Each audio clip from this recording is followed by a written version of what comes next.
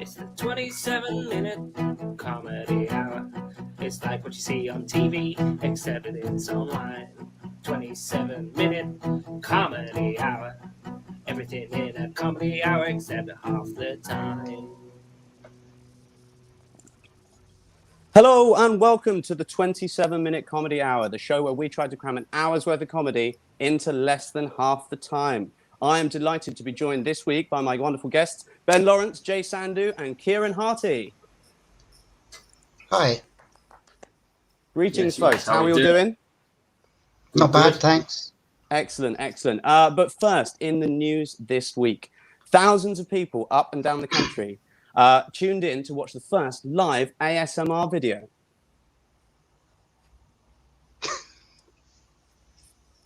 A video of white noise or melodic but meaningless talking that sends viewers happily to sleep. So Keir Starmer live streamed Labour's economic recovery plan. My question with Keir Starmer is always, is his face tiny or is his head just massive? Also, and where did he get this little thing? Secure, protect, rebuild. Was that the list of things his mum gave him to do to the little shed in his donkey field?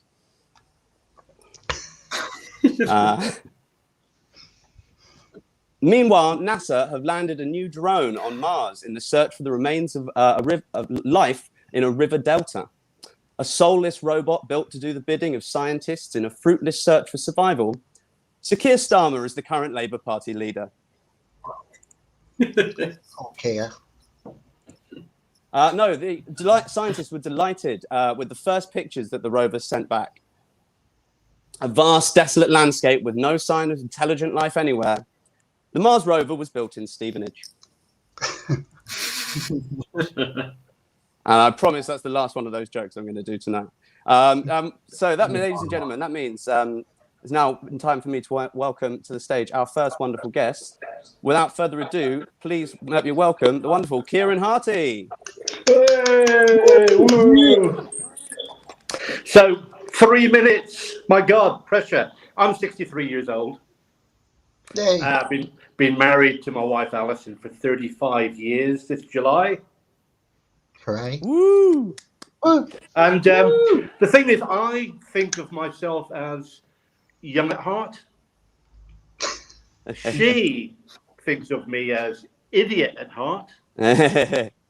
On a good day. By the way, I was wondering, guys, is it still cool to tell you that I'm a massive Harry Potter fan? Yes. Since childhood. Yeah.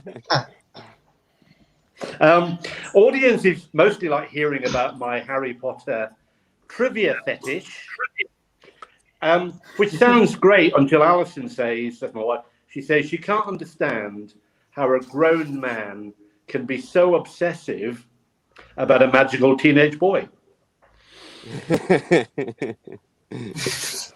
Yeah, anyway. And so now we've set the scene, yeah? My wife, Alison, I just want to tell you that she is the best source, my best source of comedy material, period. I'm going to give you an example now, which I call the Polenta cake incident. Because we're all conscious, especially me, we're all conscious about age and mortality at a time like this, aren't we? And so we're sitting in a cafe when we could, and I'm daydreaming about my death, as you do. And when I notice out of the corner of my eye that she's got laser-like focus on my unfinished polenta cake. But the thing is, I'm distracted. I've just got to the part where I'm getting cremated. And I am absolutely loving the urn. Because it looks just like the Goblet of Fire. and then I noticed the waiter lurking, and Alison waving them away. She waves away saying, "I'll hoover up his remains." And that scared the shit out of me until I realised he was talking about the unfinished polenta cake. and then it kicks off when I tell her about the Goblet of Fire urn, and she insists, "You're having a gravestone, mate," because she's got an epitaph in mind which needs a massive amount of space. To which I replied, "No way am I getting buried. I'm claustrophobic." Yeah. I've decided I'm going out in style. Highgate Cemetery, huge mausoleum, Goblet of Fire on a plinth. To which she replies, "Claustrophobic? You've got to be packed into a fucking urn, mate." Anyway, to finish, we're having the gravestone attached on the side of the mausoleum. The Goblet of Fire, as far as I'm concerned, is a non-negotiable. And on that gravestone, in massive letters, my epitaph will say, "Grow up, Kieran. Oops, too late." Kieran Harty! That was fantastic. Really well done, Kieran. So that brings us, ladies and gentlemen, on to our first game of the evening, which is a round of crackpot comments. Now, in this game, I have taken a comment from somebody on a social media site. So I've taken a comment from somebody on social media site.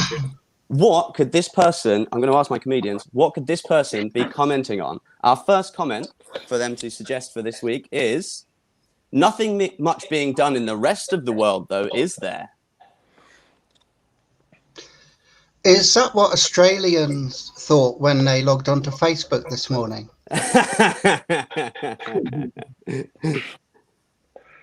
Is that are they talking about the price of Freddos? Well, I was just thinking, as we're all stuck in lockdown, there's nothing much being done anywhere, is there? No. World over. And then I thought it might be telling the truth. Telling the truth was actually what I was thinking. We're not doing much of that here, though, are we? It's not the tagline of the government's new climate change document, is it? Well, this is one of the things. I think this is ultimately, this is the perfect excuse for literally everything, isn't it? Oh, well, what's the rest of the world doing about it? You can use this. You can use this for absolutely anything you want. Okay. What about this one then, guys? Our next comment for you is, "The vital thing now is to get it replaced. The current situation is a national disgrace." I know exactly what that is. It's the Masked Singer, isn't it? Although, having said that, it's more of a national addiction than a disgrace. The national disgrace for me is I actually correctly identified Sue Perkins. I'm so ashamed. I think the fact that it's a national addiction is a national disgrace, if I'm perfectly honest. 100%. Any more for this one? Are they talking about the Secretary of State for the Home Department, Priti Patel?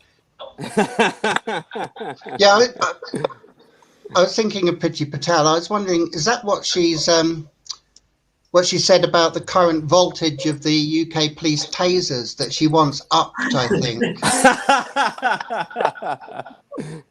Well, I thought this whole thing had a really nice poetic quality to it, and I thought it could potentially be the first two lines of Bruce's final poem to his penis before he became Caitlyn Jenner.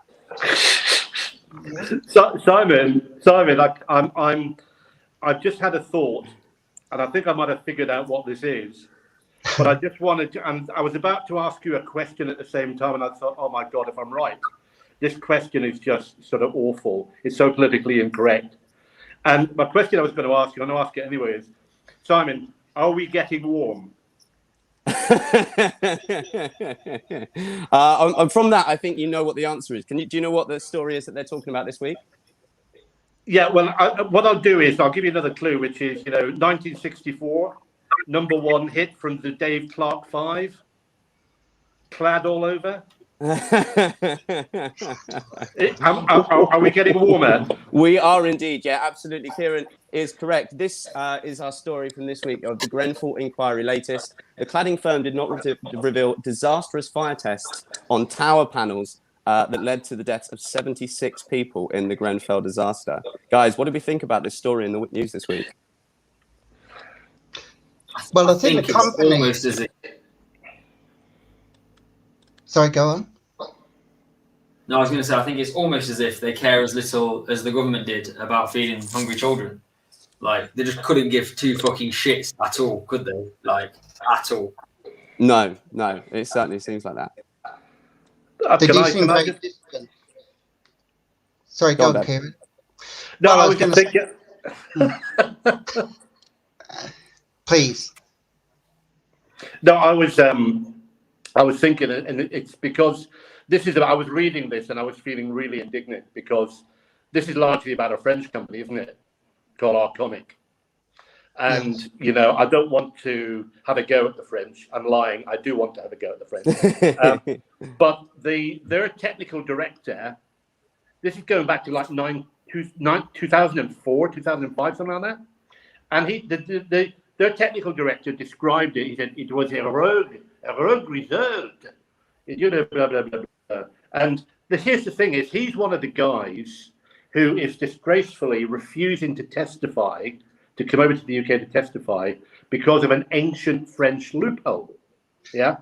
And the loophole is whereby rich French people may refuse to incriminate themselves because they don't serve wine with lunch in British prisons.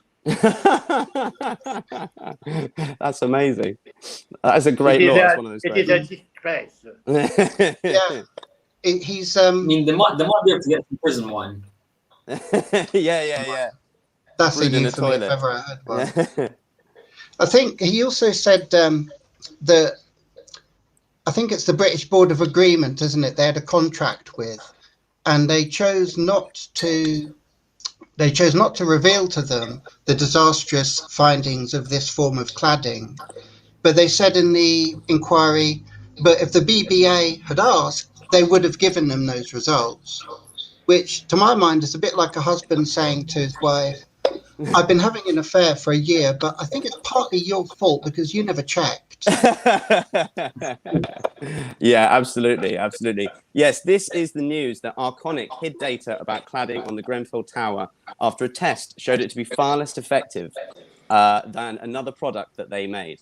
An incredible 3 years and 8 months after the disaster, the government has said it will pledge £3.5 billion to replace similar cladding on hundreds of thousands of other tower blocks up and down the country.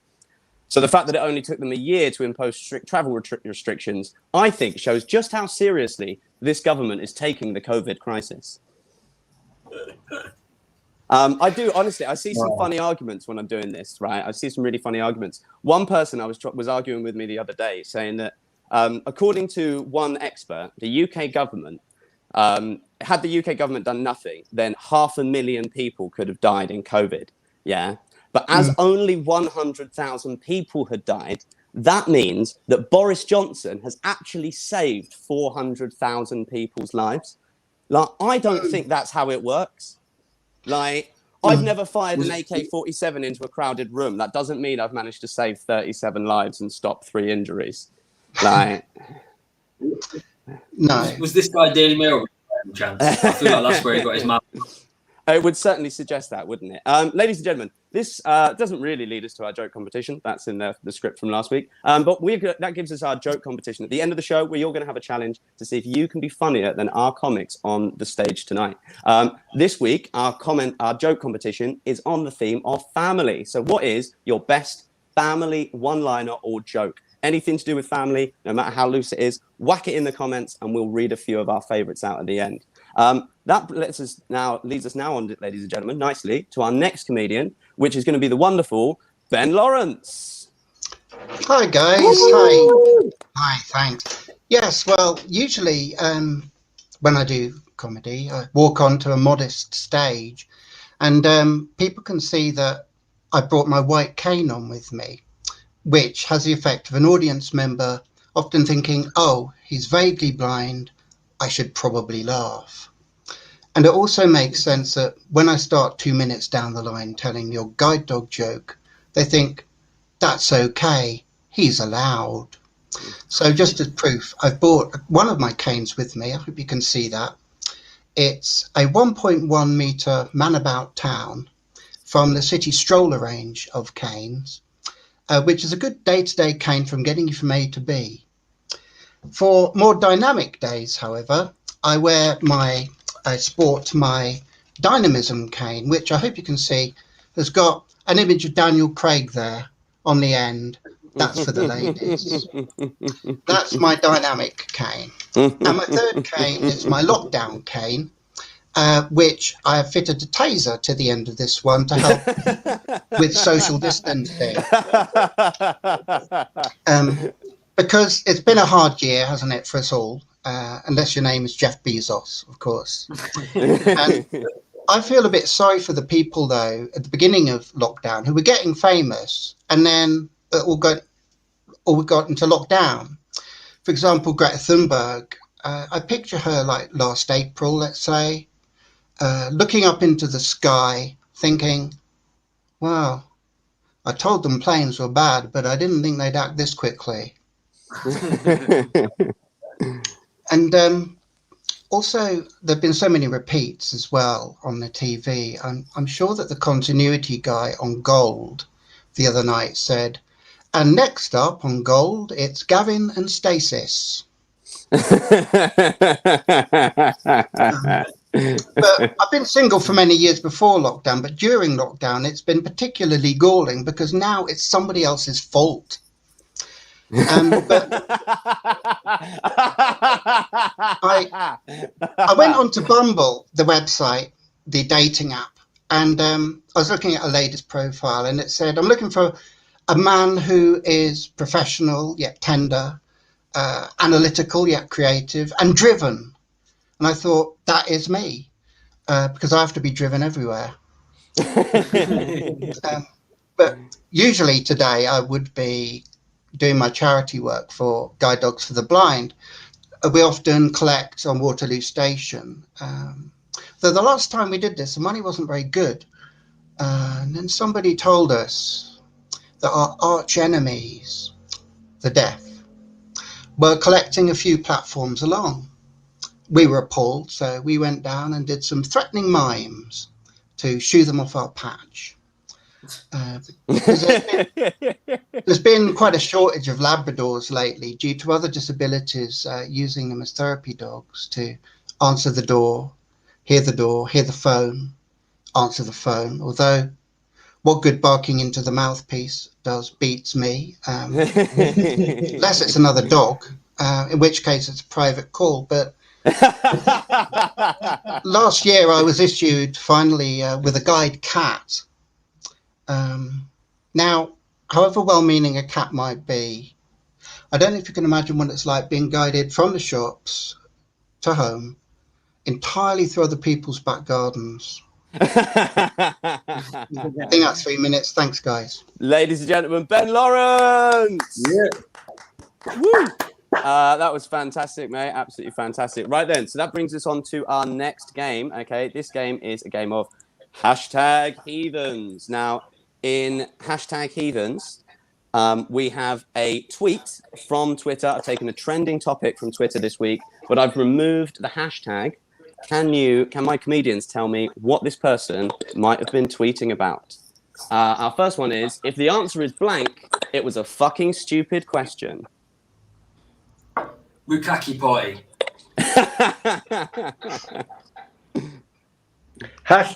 #fucking stupid question. I've got #42.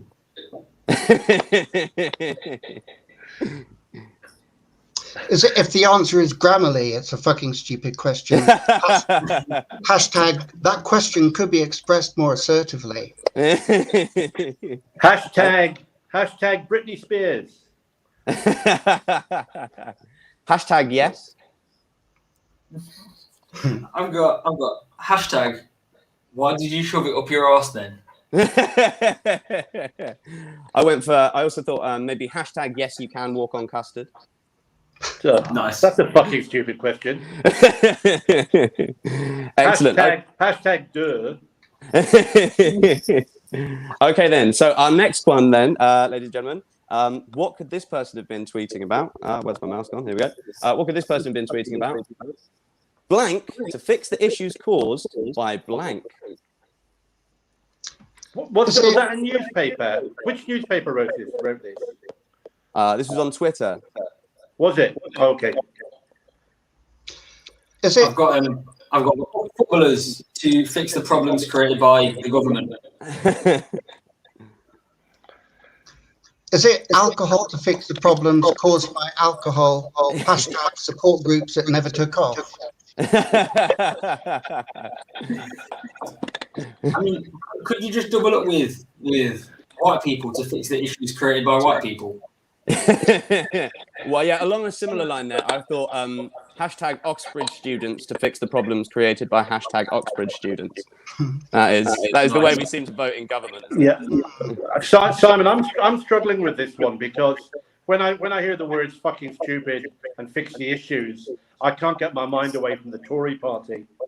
You could always kind of go with butter to fix the issues of dry finger blasting.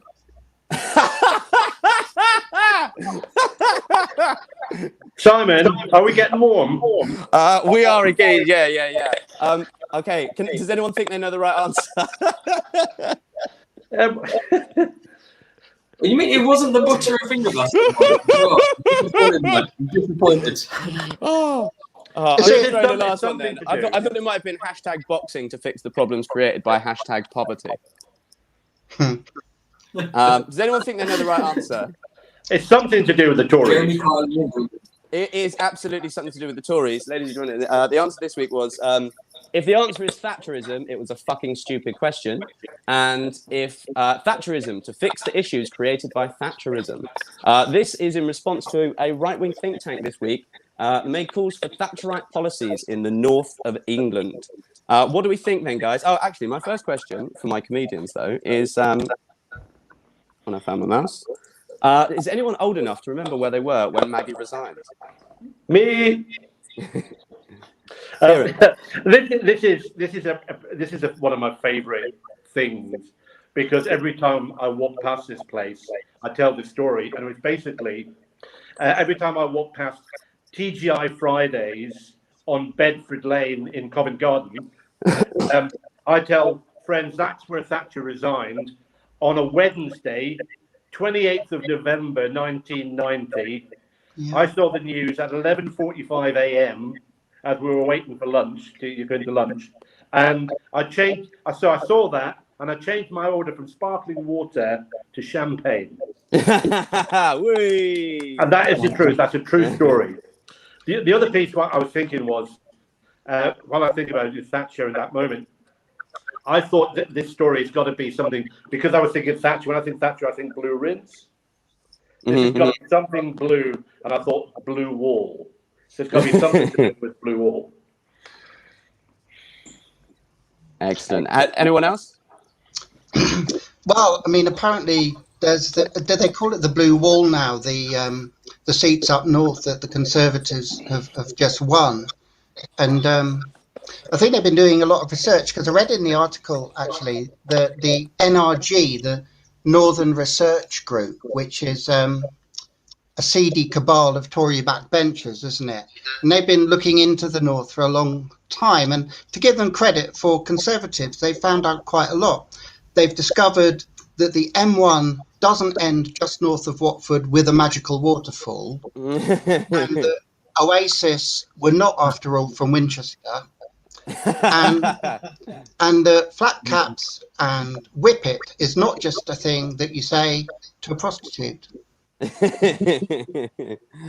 Okay. Thank you very much, ladies and gentlemen. Right, we need to get swiftly rolling on. Yes, this is ladies and gentlemen. This is the news that a group of Northern Tory MPs who have banded together to form the Northern Research Group, or the NRG. They have backed a report calling for extreme Thatcherite policies in the North, including mass deregulation and tax cuts for businesses. They say the policies would create a Northern Big Bang for the economy, presumably the Big Bang of a tyre exploding at 80 miles per hour on the motorway. The NRG group have also recently co-signed a letter demanding investment in the North, from superfast broadband connecting all regions to superfast train lines connecting all regions. So, as strict Thatcherites, they want absolutely no interference from the government except to build and pay for everything. Ladies and gentlemen, we can come on to our final act. We're going to run over a little bit today. It's fine. We're just going to have to do it, ladies and gentlemen. Please welcome to the stage, because he's absolutely brilliant and we don't want to miss a second of him, the brilliant Jay Sandu. Woo! So I'll try and get through this as quick as I can. I don't know if you guys remember the time between lockdowns where you was allowed to see people and do things for like a week or something. And I went out with some teachers. It's what I do. And we ordered some foods, and we got some. Like the guy next to me was getting some pulled pork sliders, and he asked me. He was trying to sell them to me. He was like, "Yeah, Jay, do you want some of these pulled pork sliders? They look well sexy." I think he was going for more M&S, but it came out more Aldi when he was trying to describe it to me. And I was nice and calm. I said to him, "No, I'm not getting the pulled pork sliders," and I explained calmly why. His response was, "Oh, for fuck's sake, you're one of them annoying," and then he dropped a P word. Now, I was like, "Come on, man, like, you're supposed to be a teacher. I mean, you're a shit one, but still, like, come on." And then the guy carried on ranting then. "You're coming here, you're changing everything I love. Next, you're going to be trying to convert me. You're ruining everything I hold dear." All the way through this, he was dropping a bunch more P-bombs.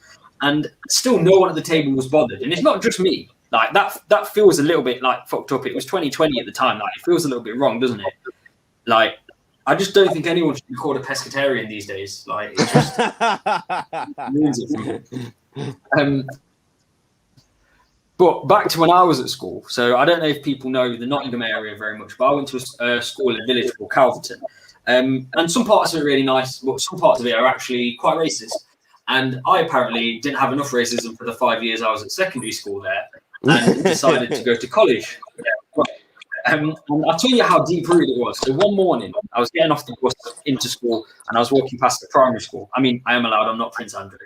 And this small kid just stepped out in front of me, and he just went, "You're a Paki." And I'm not lost for words very often, but I didn't know how to respond to this. But I didn't need to, because he carried on. "When are you going to fuck off back home?" The kid was like literally this big. It was fucking ridiculous. And I kind of had two options at that point. My first one was, I can explain that I'm a second generation immigrant that lives about 20 minutes away. And in all fairness, my family has probably paid more tax than all of yours, but we won't get into that. And then my second option was to pick up the tiny inbred cunt and chuck him into a bush. I mean, I was tempted, but you'll all be glad to know that I did the sensible, mature, grown-up thing. And what I did that morning was I chucked my curry in his face and fucked off. And I tell you what, it pissed me off because I love my morning curries as well. No, yeah. Thank you very much, guys. Ladies and gentlemen, Jay Sandu. All right then. I think that's pretty much all we've got time for, ladies and gentlemen. So we're going to wrap everything up. We're going to wrap up our joke competition in the post-show chat. Okay, so fear not, we shall get on to that. We're coming right towards the end of the show. It's been an absolute pleasure having you along with us, ladies and gentlemen. Big thanks to my wonderful guests, Jay Sandu, Ben Lawrence, and Kieran Harty. A massive thanks to our sponsors, Seldom Seen. Get quality materials, quality handcrafted goods made with love. And obviously a massive thanks to everyone who's been involved in getting the show on and produced. Thank you so much for joining us. Please, we will see you again next week.